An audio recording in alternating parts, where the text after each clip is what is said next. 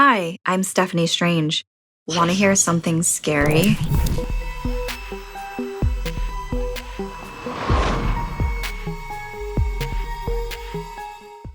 Hello there, I hope you're excited as I am now that we have new videos on the first Tuesday of every month.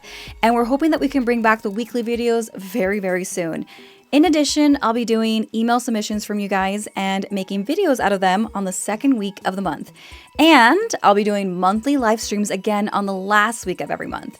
When there's not a new video, we'll be doing compilations from our incredible archive of the scariest stories from around the world, so we hope you enjoy.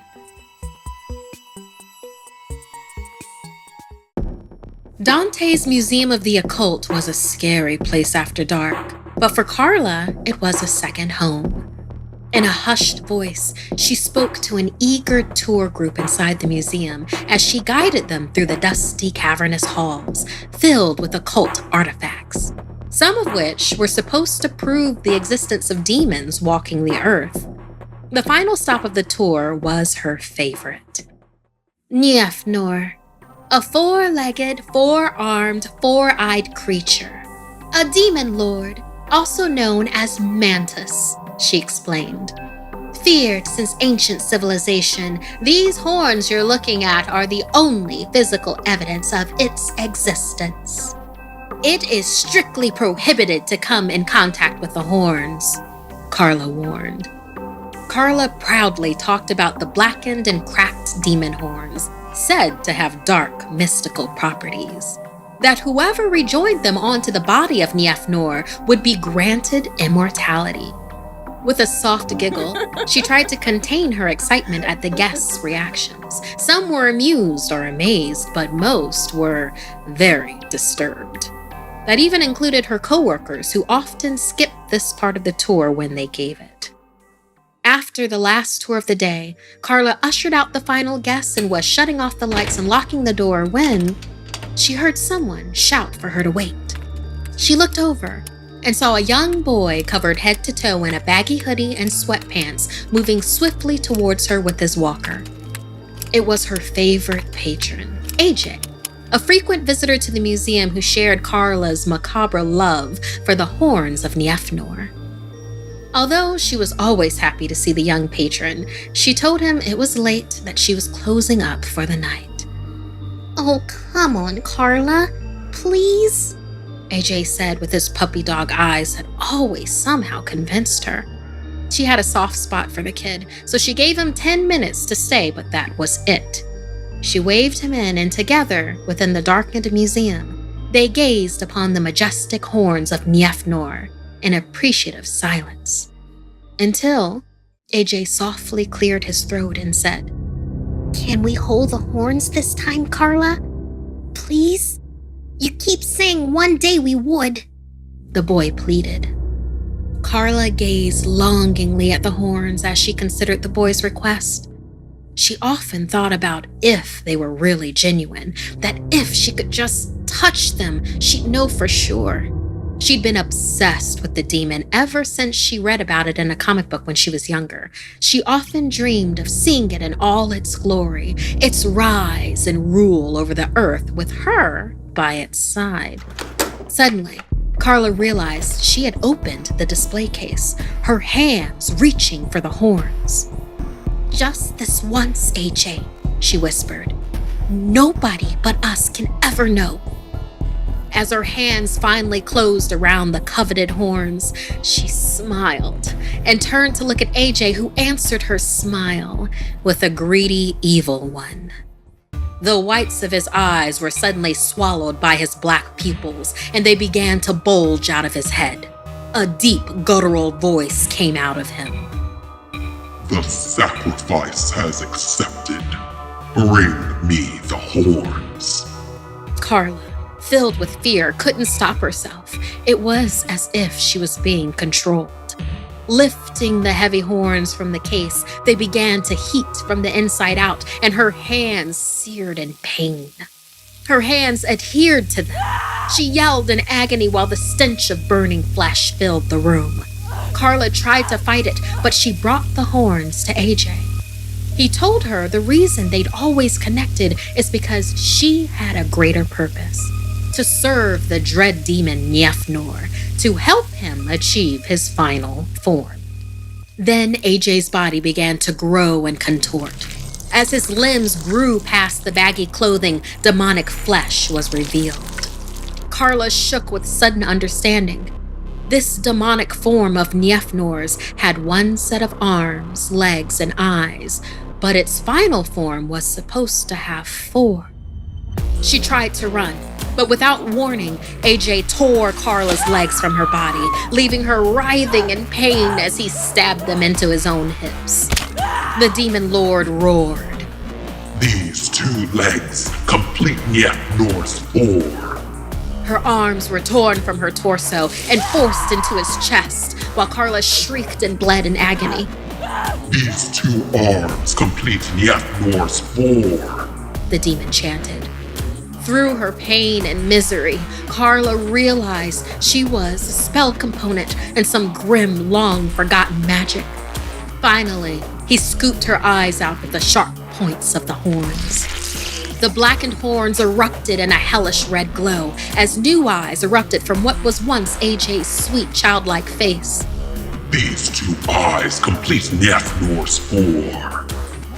Gaping holes opened on the demon's head as he used Carla's hands to seat his horns into their places.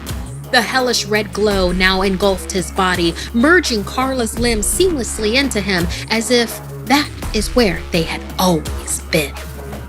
His transformation complete, Niefnor smiled into the emptiness of the once again silent Dante's museum.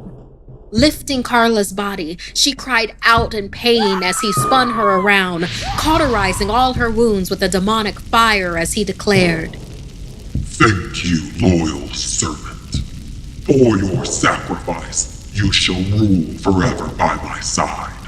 Come, it is time for this world to once again fear my name. Through her pain, Carla smiled.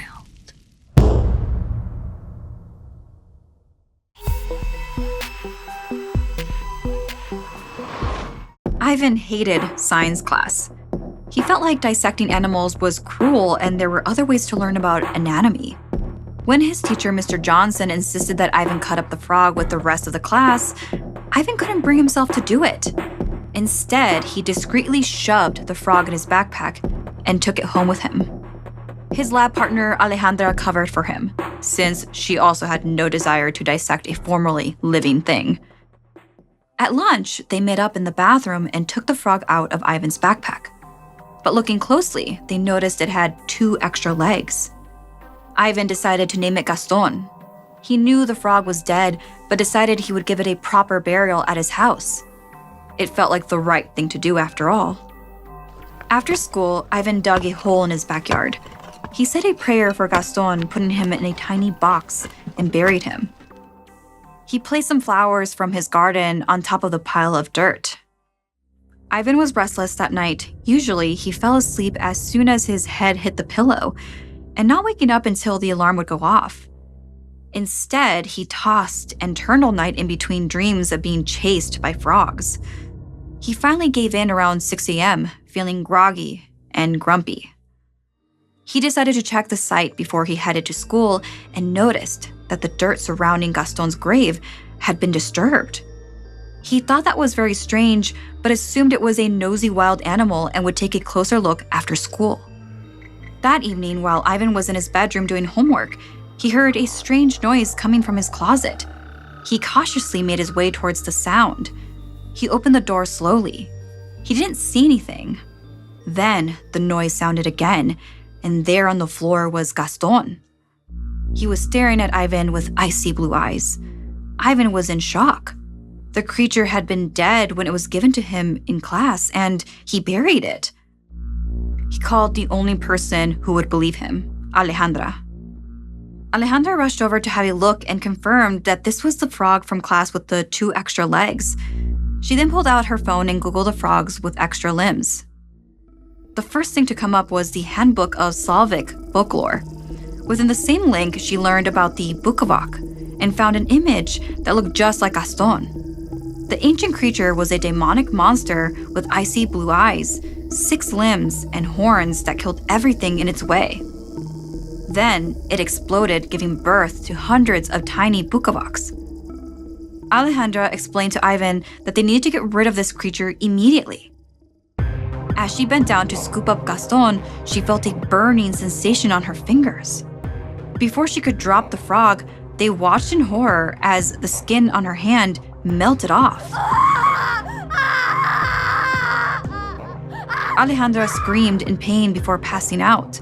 While Ivan grabbed a towel and threw the monster out the window, Alejandra spent hours at the hospital getting skin grafted onto her hand. Ivan went home and slept for hours due to exhaustion. When he awoke, staring across from him was Gaston. Except this time, Gaston was the size of a bowling ball, with horns on his head. He also had something furry sticking out of his mouth. As Ivan slowly made his way towards Gaston for a closer look, he gagged and jumped back in horror. It was the paw of his orange cat. Ivan's parents appeared at his door when they heard the commotion. And much to his horror, he noticed that their eyes were now the same icy blue color as Gaston's. Just as Ivan's mother asked him what was wrong, a gnat flew by, and she extended her tongue far beyond its normal reach and gobbled it up. His parents had somehow become hosts for whatever creature Gaston was. He realized he needed to kill Gaston in order to get his parents back to themselves. He ran to the kitchen to grab a knife, then raced back upstairs where he stabbed Gaston repeatedly, leaving severed body parts all over his room.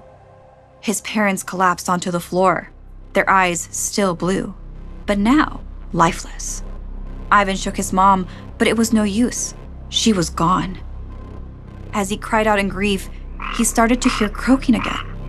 Gaston reappeared. He was now the size of a large dog. He looked into Ivan's eyes, opened his mouth, and swallowed Ivan's dad whole. He then leapt onto Ivan's chest, pinning him to the floor. Ivan's skin started to burn. He struggled for his breath, but the frog was too strong. Ivan was consumed limb by limb. A few days later, the police showed up after getting calls about a bullfrog infestation in the neighborhood. Ivan and his parents were nowhere to be found. The only person who knew the truth was Alejandra, but nobody believed a 13-year-old, so the bukavok was never caught. It remains out there hungry, waiting. They say on still evenings, you can hear a dull croaking, intended to lure its next victim into the shadows.